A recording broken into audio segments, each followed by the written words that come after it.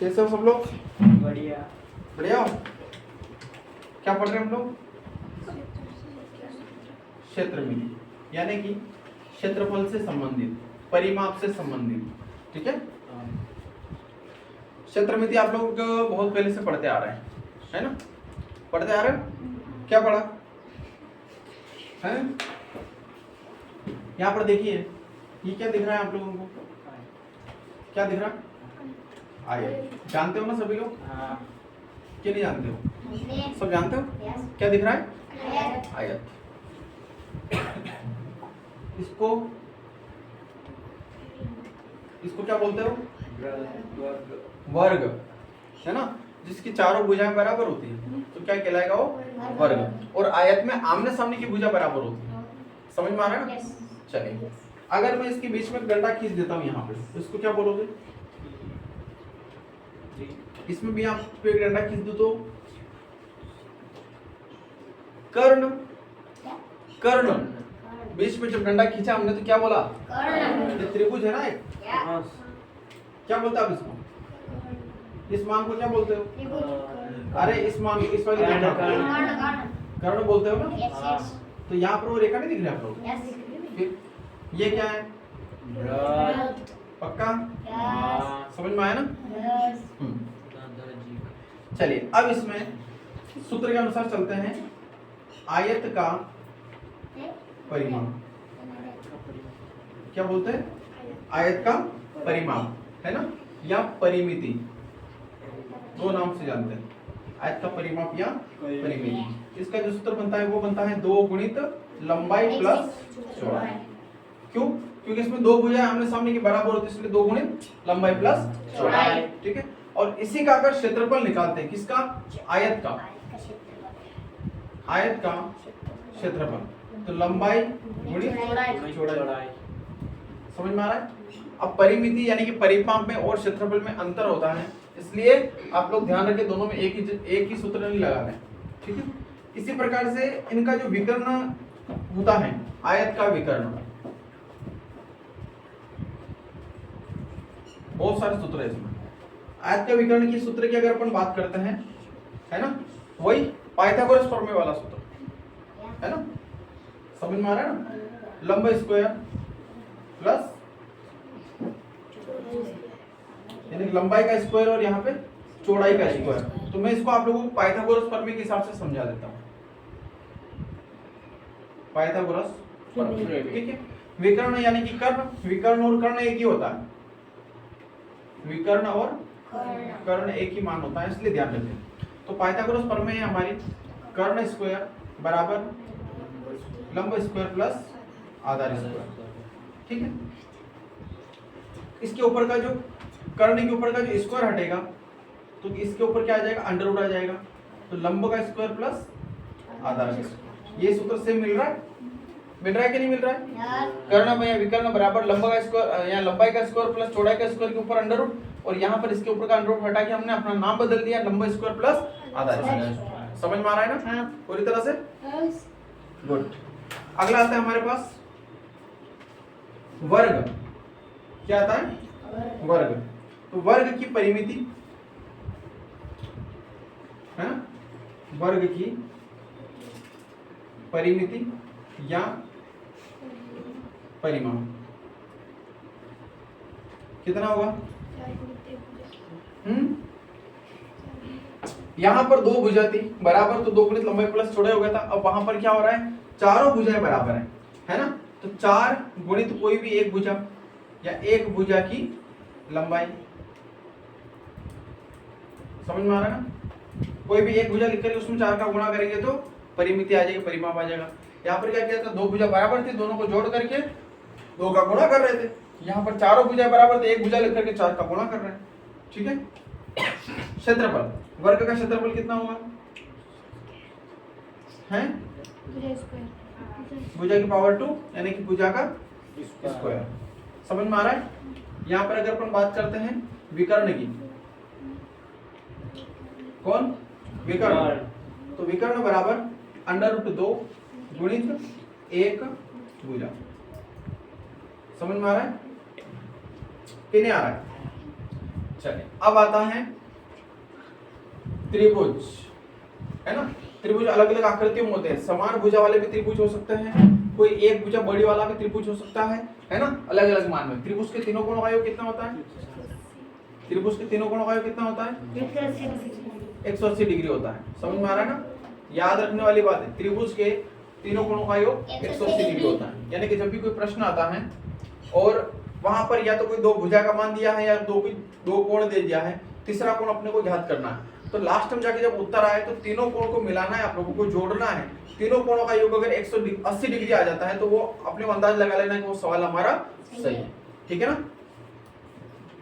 त्रिभुज यानी कि त्रिभुज का क्षेत्रफल, त्रिभुज का क्षेत्रफल क्या होता है? त्रिभुज का क्षेत्रफल कितना होता है? 1/2 आधार गुणित ऊंचाई। ठीक है। फिर त्रिभुज का परिमाप या परिमिति कितना हो जाएगा? तीनों भुजाओं का योग, तीनों भुजाओं का योग। अच्छा, भुजा किसको बोलते हैं? भुजा किसको बोलते हैं? ये भुजा, ये क्या है? भुजा है। क्या है ये? ठीक है। और यहाँ पर जो बन रहा है ये क्या है? कोण है। समझ में आ रहा है ना। ध्यान रखना इन बातों का। क्षेत्रफल किसका? एक त्रिभुज का क्षेत्रफल हमने यहां निकाल लिया, लेकिन ऐसा त्रिभुज जिसमें तीनों भुजाओं का मान दिया है ना, इसको हेरो का सूत्र भी बोला जाता है। जो सूत्र मैं लिखने जा रहा हूं वो सूत्र कौन सा बोलते हैं? उसको हेरो का सूत्र भी बोला जाता है। तो जिसमें तीनों भुजाओं का मान अगर होता है तो उसका उपयोग करते हैं। तो एस यानी कि क्षेत्रफल नहीं, एस यानी क्षेत्रफल नहीं, कुछ इसका अलग मान होता है। एस माइनस ए, एस माइनस बी और एस माइनस सी, एस माइनस सी। समझ में आ रहा है? एस, एस माइनस ए, एस माइनस बी और एस माइनस सी। अब यहाँ पर एस का मान कैसे आएगा? जहां पर अगर हमें एस का मान ज्ञात करना होता है तो हम ए प्लस बी प्लस सी को जोड़ करके उसको 3 से डिवाइड 2 से भाग देते हैं। कैसे भाग देते हैं? 2 से भाग देते हैं। तब आखिर हमारे पास क्या आता है? एस का मान आता है।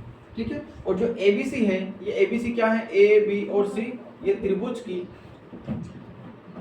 तीनों भुजाएं क्या है? तीनों भुजाएं। समझ में आ रहा है ना। त्रिभुज का क्षेत्रफल अगर यहाँ दिया है आधार और ऊंचाई, तो हमें ये वाला सूत्र लगाना है।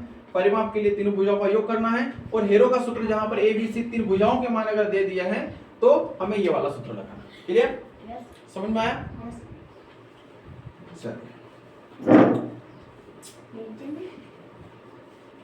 समकोण त्रिभुज की अगर बात करते हैं तो लिखने की आवश्यकता नहीं है, क्योंकि हम वहां समझ चुके हैं कर्ण वाला।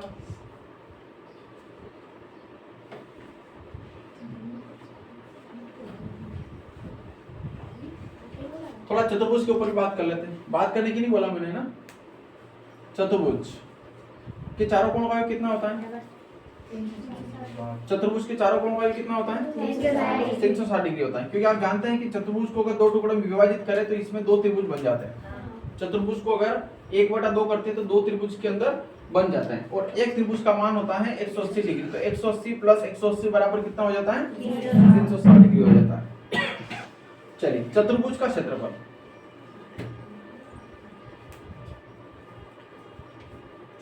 चतुर्भुज का क्षेत्रफल कितना होगा? सूत्र आधार गुणित ऊंचाई, है ना। यहाँ पर क्या था? 1/2, यानी कि ये चतुर्भुज का आधा था, इसलिए इसमें 2 का भाग लगा रहे थे। ये तो पूरा है। समझ में आ रहा है ना। समझने के लिए ये वाली बात है कि यहाँ पर हम 1/2 क्यों लिख रहे थे? 1/2 का मतलब होता है आधा। क्या मतलब होता है? आधा। यानी कि चतुर्भुज का आधा था त्रिभुज, इसलिए हम उसको 2 से भाग लगा रहे थे। यहाँ पर चतुर्भुज पूरा है, इसलिए हमें भाग लगाने की आवश्यकता नहीं है। समझ में आ रहा है ना। तो क्या हो जाएगा? चतुर्भुज का क्षेत्रफल बराबर आधार गुणित ऊंचाई। ठीक है। परिमिति या परिमाप कितना होगा? 2 गुणित समानांतर भुजाओं का योग, है ना। यानी कि 2 भुजाएं समान है उनका योग, और उसमें कितने का गुणा करना है? 2 का गुणा।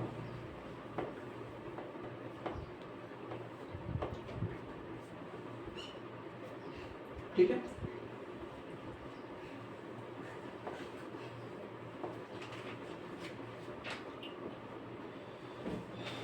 एक और बात आती है इसी के अंतर्गत, परिधि। ये कौन है ना?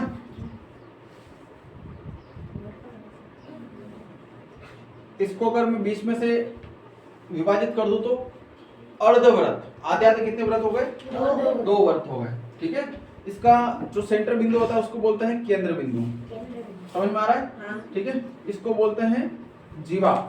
क्या बोलते हैं? जीवा। ठीक है, चलिए अब इसका सूत्र आता है अक्सर वृत्त की परिधि।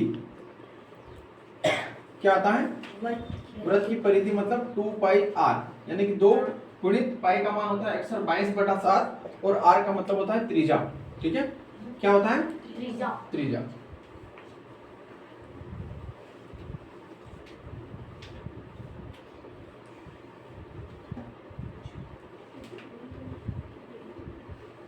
क्षेत्रफल की अगर बात करें तो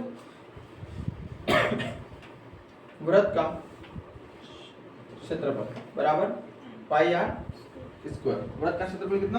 पाई आर स्क्वायर। इसी से रिलेटेड एक सूत्र आता है त्रिज्याखंड वाला, जरूरी है याद करना। त्रिज्याखंड का क्षेत्रफल,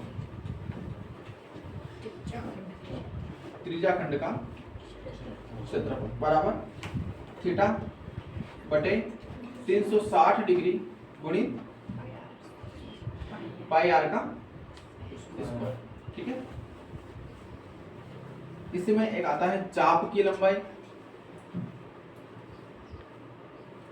चाप की लंबाई का सूत्र कितना?